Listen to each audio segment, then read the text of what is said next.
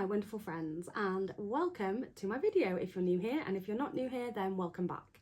So today I'm just going to be going through 10 books that I think will be 5 stars for me. I've been really slow at reading this month and last month, but I'm hoping to get back into it. I've got a lot of uni work which is ending soon, so I'm hoping to get back into it after that, and I'm just going to go through 10 books that I just really think I can't wait to read them, and 2, I think they're just going to be like top tier books for me. So if you've read any of them, please leave your thoughts and opinions down in the comments, because I would absolutely love to know.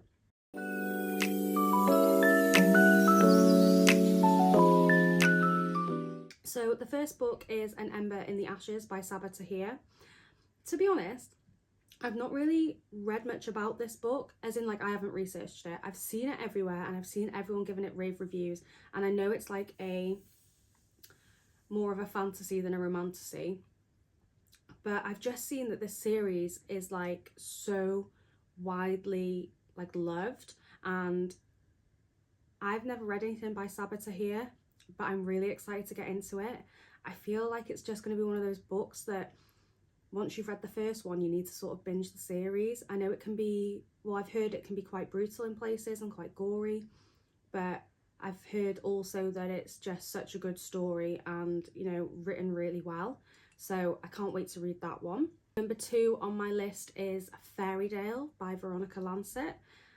So with this one, I think this is kind of more of my sort of style, because I've heard there's like a slow burn, a tension, like romance in there, and I am a sucker for a slow burn. I need the yearning. I love romance, like not romance in the sense of like you know, an Emily Henry book or like a Beth Leary book, but romance in the sense of he needs her, he's yearning for her, he'd do anything for her, he'd die for her.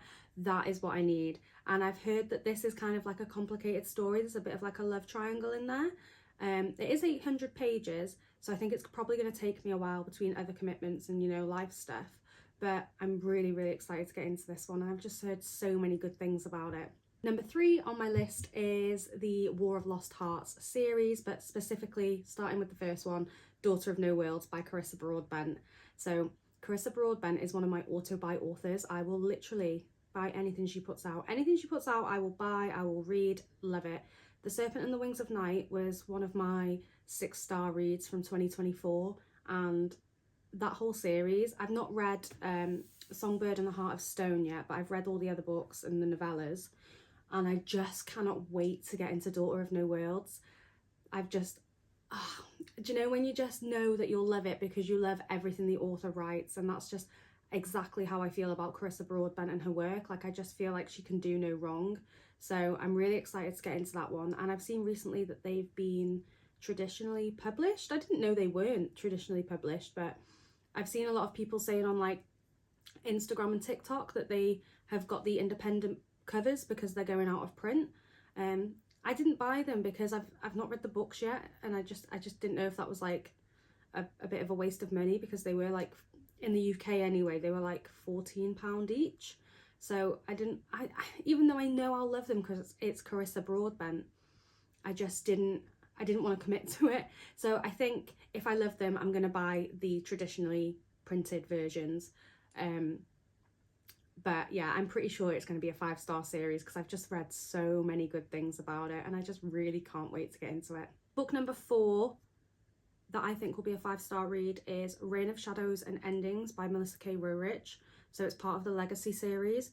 So I've heard this one's quite a dark fantasy romance. I don't know if it's much romance, but I've heard it's quite dark. And this is actually the book club that I go to in my town. It's actually our book of the month for April, which is perfect. So I won't be reading it in March, but I will be reading it in April. So that's exciting. I can't wait to get into that one. I've literally seen so many people just saying it's like a god tier book for them, and yeah, I just really can't wait to read it. I yearn for these books, like the men in these books yearn for the female or male in these books. Like, that is how much I want to read them. Like, I think about them and I get that feeling where I'm just like, God, I just can't wait to be reading again about like a story that I love, characters that I love. Like, it's all just so exciting. And yeah, I can't wait to get into that one. That's been on my TBR for a long time now, since I probably started my book talk, which in hindsight isn't actually a long time. I only started my book talk last July, but I started reading properly again as an adult last January. And I started like, you know, getting into book talk and going on book talk to get recommendations and stuff like that. And this book has been on my TBR for a while. So yeah, I really can't wait to get into that one. I say that at the end of every single little piece. I'm like, can't wait to get into that one, but essentially I can't wait to get into them all. It's true, I'm not lying. Number 5 is from the House of Devils series, I think it is, and it's City of Gods and Monsters. I am foaming at the mouth to read this book. Sorry, I don't know if that's a weird expression, but I cannot wait. Like, I've seen everyone saying this book is so good. Like, you read it and you just have to binge it, even though it's like 800 pages per book. I think there's 3 books in the series so far, and I think there's a 4th one coming, but I'm not 100% sure. I haven't read much into sort of like the series. I just know bits and bobs about the first book and like the tropes and things like that. So I'm, oh my god, like cannot wait to read this book. I think this one's more of like an urban fantasy, but I love that. I love the Book of Asriel, and I'm pretty sure I'm gonna love the Crescent City series by Sarah J Maas. So I do love an urban fantasy. Hopefully that one's going to be a 5-star read for me, because I've really hyped it up in my own brain. So if it doesn't live up to it, I'll be quite disappointed, but I'm sure it will. Book number 6 is, what is it? Blood Over Brighthaven. So this is more of a dark academia. I'm usually a romantasy fantasy type of girly, and I will read pretty much exclusively romantasy. I do like to take breaks with palette cleansers, and it's usually a cowboy romance palette cleanser, but I am trying to dip more into romance this year. I've bought a few romance books that I'm going to read, but yeah, this one is a dark academia, and I think I'm going to like it because I absolutely loved Nocticadia, and I loved the whole student-teacher dynamic. I don't know if that's actually in this book though, because this one's not a romantasy. It's more, like I said, just like dark academia. I think there are romance themes, but it's not, it's like heavily subplot. Like, it's not like the main focus or anything like that. And I think if anything, there's no like spice or smut or anything, which is absolutely fine. Love that. Heard it's, again, bingeable, and everyone's just saying like, oh my god, read it, like you won't regret it, you'll love it so much. Everyone that I've spoke to on Book Talk, when I've put it in like a video saying that I can't wait to read it or something, I will leave my Book Talk down below if you wanted to follow me on Book Talk as well. But yeah, I'm really excited for this one. I've never read anything by M.L. Wang. I did not enunciate that properly. I've never read anything by M.L. Wang before. I know that they've written The Sword of Kaigen. Is it Kaigen? I think it's Kaigen. But I know they've written that book, and I've heard that one's like amazing as well. So if I like Blood Over Brighthaven, maybe I'll give that one a go as well, because you know, you can never have too many books. Next is number, how many are on? 1, 2, 3, 4, 5, 6, 7. Book number 7 is part of a series that I'm currently reading, and it's a widely renowned series and very popular. And the book from that series that I think will be 5 stars for me is Kingdom of Ash. And I tell you why. I know that people say after Heir of Fire, that series just picks up. It's so good. Loads of people love Queen of Shadows, I know that. But I think what's going to sum it up for me is when everything sort of draws to a close in Kingdom of Ash. And you know, when you finish a series and you can't stop thinking about it, I think that's what Kingdom of Ash is going to be like for me. I think I'm going to read Kingdom of Ash and have a hole in my heart and my stomach. I'll be empty. So I can't wait for that. I love books that can like pull that emotion out of you, where you literally put it down and you think, well, what do I do with my life now? What do I do now it's over? So I really think Kingdom of Ash is going to be like that for me. I've only read currently the first 2 books. So I'm currently on Crown of Midnight. And I can't wait to start reading again, like reading that series again, because originally I planned to read it all in January, and then I just got sidetracked and then read Onyx Storm. So I'm gonna try and get back into it in April, because like I said previously, I've got a lot of uni work this month. So you know, life just life sometimes, and that's fine. There's no rush, there's no race. The race is in my own head, because I have a full bookcase behind me and I've read about 4 books off there, because I read mostly on my Kindle, but I love them. Don't they look so pretty? I just love them. But yeah, my goal this year is to read more of those books and not buy any more books, although I've probably failed that already because I just went to Waterstones today. But does it count if I used a gift card? I don't think it counts. So yeah, my goal this year is to read more books from my bookshelf and save money. So I'm hoping to get through most of, well, I'm not going to get through most of those because there's over 100 on there. And my goal is only like 50 books this year. So I'm really hoping to get through some of those books and not buy any more. That's why I'm hoping to sort of get through this series now, so I won't have anything else to sort of distract me, because I'm not buying any new books or anything like that, although I do have a few arcs on my Kindle that I really need to read, and I'm really excited to read, actually. And I've just requested another arc from NetGalley today. Like, what is wrong with me? I'm like, I'm not going to buy any more books, requests arcs on NetGalley. It's not the same because I'm not paying. Little fly. It's not the same because I'm not paying for them, but also it is the same because it's not about the money, it's about the quantity of books that I have, which is getting ridiculous now.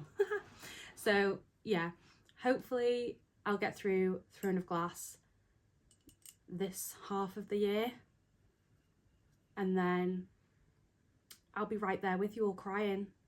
So that'll be great, we can all cry together. How exciting. Book number 8 is Heavenly Bodies by Imani Iru. Again, this is one of those books that I feel like is classic me. Yearning, slow burn, tension. Perfect. Perfect, perfect, perfect, perfect. I can't wait to read it. The book itself is absolutely gorgeous. I love the cover. I do wish I got the Fairy Loot edition though, because that one is stunning. But you know, the Fairy Loot Romantasy book waitlist is like 7 years long or something, so can't be helped. But yeah, I've heard so many good things about this book. I really, really can't wait to read it. I really want to read it right now, but I have so much stuff to do. Too many hobbies, too little time. Story of my life. So yeah, that's the next book that I'm hoping, or that I think, I'm pretty sure it's going to be 5 stars for me, but watch this space. Number 9 is actually a book that's not new to me, but it is new to me. So this book is Enchantra by Kaylee Smith. So I've read Phantasma. Oh, loved it. Perfection. Loved the dark, gothic, atmospheric, like necromancer vibes. Oh, New Orleans setting. I ate that up. I thought it was absolutely perfect. So Enchantra, I think, is going to be 5 stars as well. From what I've seen from people doing arc reviews and from Kaylee Smith's Instagram, I think I'm going to love Rowan. I think I'm going to love him so much. He's got a nose ring and tattoos. Oh. Need I say more? And yeah, sometimes you just read a book that, even though it is romantasy, even though it is fantasy, and I absolutely love that genre, sometimes I just love the romance in it as well. Ophelia is featuring in it as well with Blackwell, but they're not heavily featured. It's more about Genevieve and Rowan. I love Genevieve's character in Enchantra, so Phantasma. I love Genevieve's character in Phantasma, so I'm really, really hoping that Enchantra is going to live up to the hype, and to be honest, with all the reviews I'm seeing, I think it absolutely has. So I cannot wait to read this one. Cannot wait. I think it comes out on the 8th of April. I have pre-ordered it. I'm going to have Fearless that day, going to have Enchantra that day, and then like a week later it's Wild and Wrangled by Lila Sage. It's April, and my birthday's in April, and I'm getting the ACOTAR special editions. Oh, I can't wait. It's going to be such a good month. And number 10 on my list, I haven't read it, it's not a new book, but it's on my shelf, and it's Tales of a Monstrous Heart by Jennifer Delaney. When I say to you, let me grab the book, I hate standing up, because then I forget where I was sitting, and I'm like, am I close to the camera now? Am I further away? Am I off centre? Who knows? But first of all, stunning. Even when you take off the dust cover, I don't want to ruin it. It's just a red book, but look at that. It reminds me of like Beauty and the Beast, you know, like when the books are on the bookshelf. Don't you think it's just gorgeous? And it's got little skulls. It's kind of piratey as well. And it's just, oh my God, it's just gorgeous. I absolutely love it. Tales of a Monstrous Heart. The absolute vibes of like holding hardback book, but the reality is that in 5 minutes my arm will be wanting to fall off because they're just so heavy. Oh, the dedication is to the girls who get lost in their daydreams with stories in their heads and romance in their hearts. Ah, we love it. We love it. So yeah, going back to what I was originally saying, I was in Waterstones with my fiance and I picked up this book because I'd seen people talking about it. I'm pretty sure the second one's out or coming out this year. I can't remember if it comes out in August or if it came out last August. I can't remember. I'll find out. But I picked it up because it had the scratches on it and I thought, beautiful. Tales of a Monstrous Heart. Gorgeous. And then I read the back. What a wicked thing you've done, Cat, to make it so I only dream of you. A sensual gothic feast full of forbidden romance and wild magic. That's one of the book thingies, the blurb thingies by another author or something. But I read that and I just thought, oh my god, I need this book. So I got it. I think it was £3 off when I got it and it's perfect. So I really think that's going to be a 5-star. The urge to just like go through it now, but I'm like, don't ruin anything for yourself, Alicia. That was my number 10. And that's all the books that, well, no, that's some of the books I think are going to be 5 stars. Maybe I'll do a part 2, who knows? But yeah, those are the books that I think are going to be 5 stars for me. As always, if you've read any of these books and have an opinion, want to tell me what you thought of them, please leave it down in the comments. And as always, thanks for watching and I'll see you in the next one.